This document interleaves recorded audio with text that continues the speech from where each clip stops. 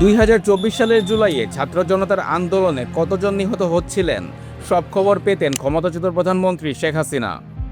কিন্তু এত প্রাণহানির খবর জানার পরও তিনি নমনীয় হননি, বরং আন্দোলন দমনে আরও কঠোর অবস্থান নেয় সরকার। গণভবনকে জুলাই গণঅভ্যুত্থান স্মৃতি জাদুঘরে রূপান্তরের আগে সেখানকার ধ্বংসস্তূপ থেকে বেশ কিছু নথি উদ্ধার করা হয়।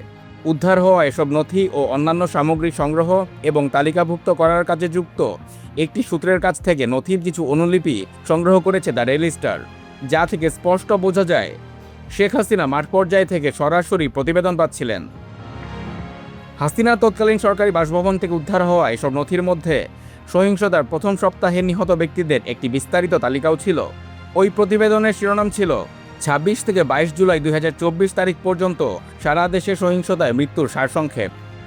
নথিতে কারো সই না থাকলেও তথ্য সংগ্রহের ধরন থেকে বোঝা যায় সেগুলো বিভিন্ন থানা থেকে সংগ্রহ করা হয়েছিল।